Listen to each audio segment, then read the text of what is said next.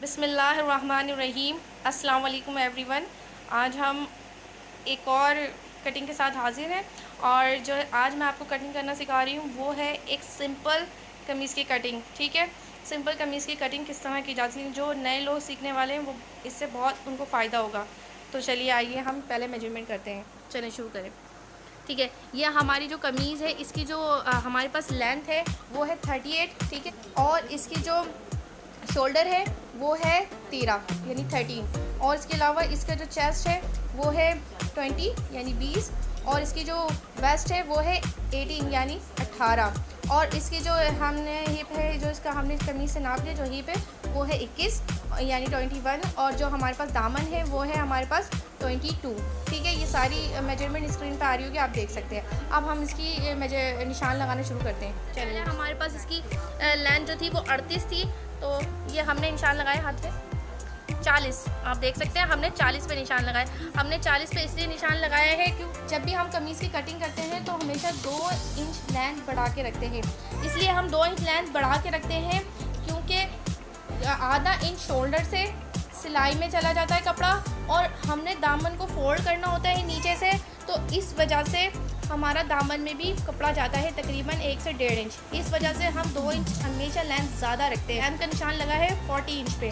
अब हम लगाएंगे शोल्डर का निशान, क्योंकि हमने इसको फोल्ड करा हुआ, ये आप देख सकते हैं। कपड़ा हमेशा जब भी कमीज़ काटती हैं फोल्ड करके कटती हैं। ठीक है, ये फ्रंट पीस है ऊपर का, ठीक है, और ये जो है वो बैक पीस है। हमेशा कपड़ा जब भी कटता है फोल्ड करके कटता है, कभी भी बिछा के सामने से नहीं कटता। अब आप ये देखें, शोल्डर इसका है 13, तो देखेंगे हमने शोल्डर का निशान लगाया है 7 इंच पे। हमने शोल्डर का निशान 7 इंच पे इसलिए लगाया है, 13 का आधा कितना होता है, 6.5 इंच। 6.5 इंच आधा होता है, तो हमने 7 इंच इसलिए लगाया क्योंकि आधा इंच सिलाई का दबाव, आधा इंच कपड़ा सिलाई के दबाव में जाएगा, इसलिए हमने आधा इंच बढ़ा के लगाया।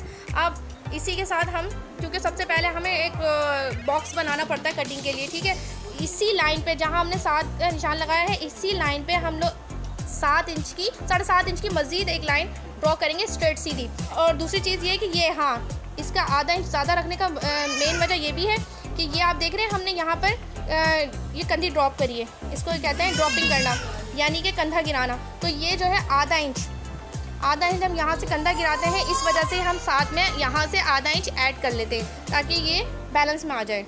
हमने गले का निशान लगाया 3.5 इंच पे, ये स्टैंडर्ड है, नॉर्मल है। जब भी आप कटिंग करेंगे 3.5 इंच पे गले का निशान लगता है। बाकी आपकी मर्ज़ी है, आप जिस तरह बनाना चाहते हैं, बड़ा छोटा, वो उस तरह कर सकते हैं।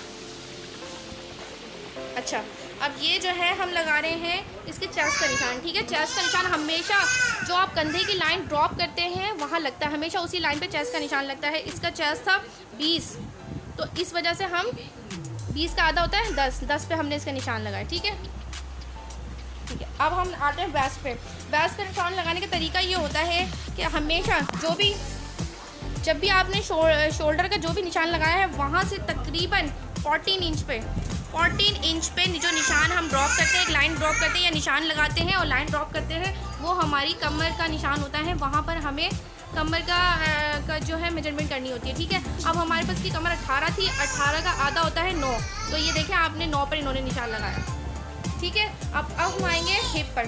अब हिप का जो हमारा तरीक़ेकार है, फिर हम इस यहाँ से मेजरमेंट करेंगे, जहाँ से हमारे शोल्डर का हिस्सा, यहाँ से हमने मेजरमेंट करी है, और यहाँ पर आप देख सकते हैं इसका जो स्टैंडर्ड साइज़ होता है कटिंग करने का, वो इस तरह से होता है कि हम जब भी जो हमें स्टैंडर्ड यानी सीखते हुए बताया जाता है, वो ये बताया जाता है कि ये 7 पर हमारा लगेगा चेस्ट का निशान, 14 पर लगेगा हमारा वेस्ट का निशान, और 21 पे लगेगा हमारा हिप का निशान, यानी 7 7 दूनी 14, 7 या 21, समझ रहे ना, इस तरह से। लेकिन चूँकि हमारे पास कपड़ा हमें दिया गया है नाप का, हमने उसके हिसाब से इसकी मेजरमेंट रखनी है, तो हम उसी के हिसाब से मेजरमेंट रखेंगे। ठीक है, अब यहाँ से लेकर हम यहाँ तक हमने नापा 14 पर। ठीक है, 7 14। ठीक है, अब हमारा जो हिप है वो आएगा 21 पे, लेकिन चूँकि हमें जो नाप दिया गया है वो 21 पर नहीं है, वो उसकी इन्होंने ज़्यादा चाक खोली हुई है, ज़्यादा चाक खोलने की वजह से उनका जो नाप आ रहा है वो 19.5 पे आ रहा है। ठीक है, ये 19 पे हमने निशान लगाया है, यहाँ से यहाँ तक 19 पे निशान लगाया है। हिप का निशान, हिप 21 था, तो 21 का हम हाफ लेंगे, वो हमारे पास 10.5। ठीक है, इस तरह लग गया। अब हम जाएंगे दामन पे। दामन पे हम चले गए, दामन का आप निशान देख सकते हैं, ये दामन पे आप निशान देखिए, दामन पे हम 12 पर निशान लगाएंगे। इसलिए हम 12 पर निशान लगाएंगे, वैसे तो हमारा दामन 22 है, 22 का आधा होता है 11, लेकिन हम निशान लगाएंगे 12 पर, इसलिए हम 1 इंच ज़्यादा रखेंगे। चाक मोड़ लें तो वो हमारे पास ऑटोमेटिक जो है वो 11 पे आ जाएगा दामन, ठीक है। अब यहाँ से हम इसकी साइड की लाइन ड्रॉप करना शुरू करेंगे, ठीक है। ये देखें, ये हमारा चेस्ट का निशान था, यहाँ से हमने लाइन खींची वेस्ट तक, ठीक है। ऑटोमेटिक शेप बनेगा, ठीक है। जिस तरह मेजरमेंट आप करेंगे ऑटोमेटिक शेप बनेगा। ये शेप आपको खुद से बनाने की ज़रूरत नहीं, जब आप निशान लगा लेंगे ऑटोमेटिक इस तरह से शेप बनेगा, ठीक है। अब वेस्ट से हम निशान लगाएंगे, जो हमने हिप का निशान लगाया था वहाँ पे हम लाइन ड्रॉ करेंगे। अब हम इस तरह चाक का लाइन ड्रॉ करेंगे जहाँ हमने 12 पर निशान लगाया था।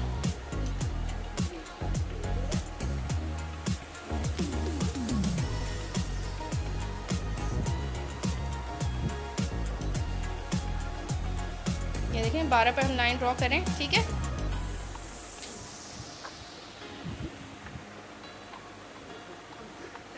ठीक है, अब हम आपको बताएंगे कि हमने ये तो लाइन ड्रॉप कर ली जो हमारे पास तैयार नाप था उसके हिसाब से, लेकिन तैयार नाप पर कभी भी कटिंग नहीं होती।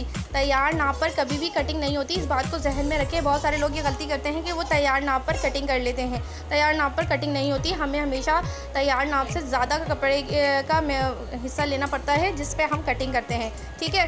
अब यहाँ पर जो है सबसे पहले हम बाजू का शेप बनाएंगे। आप देखें, ये देखें, या हमने जो डब्बा बनाया था उस पर बाजू का शेप किस तरह बनेगा। यहाँ से लेके यहाँ तक हमने 1 इंच पे निशान लगाया, ठीक है।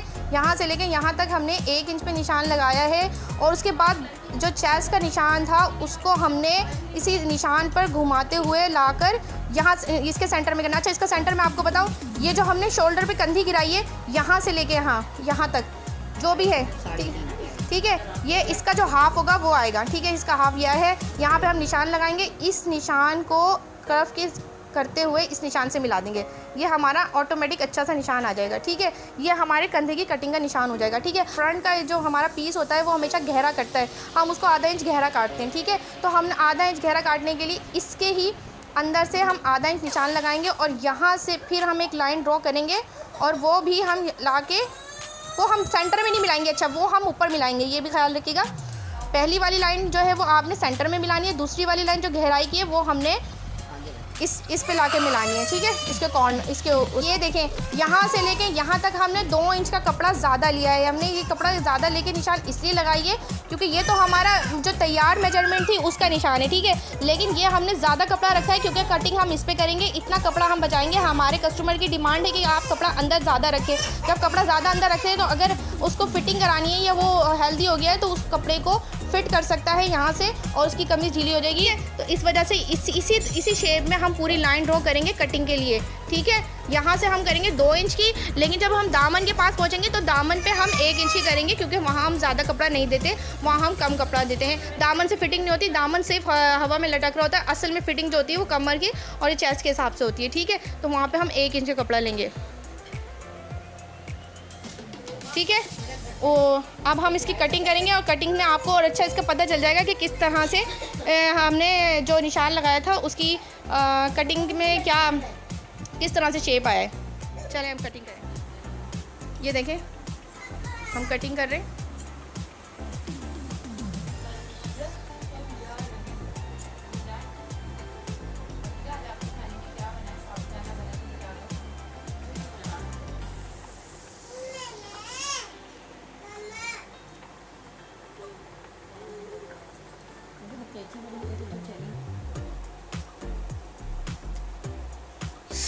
ये देखें, सबसे पहले जब भी आप कटिंग करेंगे आपने जो पहले निशान लगाया गोलाई का उस पर करेंगे, कभी भी अंदर वाले पे नहीं कटते।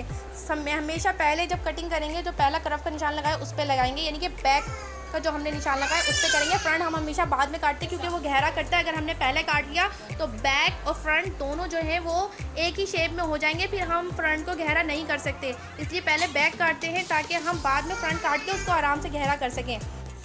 ये देखें, हमने कटिंग कर ली है।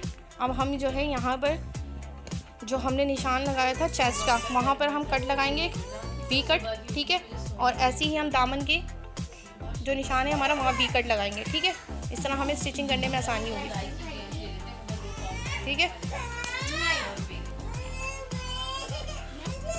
अच्छा, अब हम जो है सबसे आखिर में जो है वो फ्रंट का निशान लगाएंगे गहराई का, यानी कि जो ऊपर वाला पीस है वो फ्रंट का लगाएंगे। तो ये जो हमने गहराई का निशान लगाया था इस पर हम निशान लगाएंगे, ये हमारा जो है फ्रंट का पीस हो जाएगा।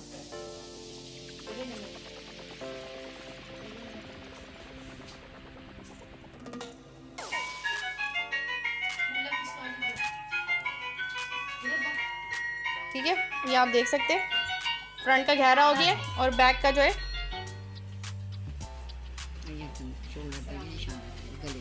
अच्छा, और कट हमें गले के निशान पे भी लगाएंगे। ठीक है, ये हमारी कमीज की कटिंग हो गई है, अब हम इसकी स्टिचिंग करेंगे। Thank you so much.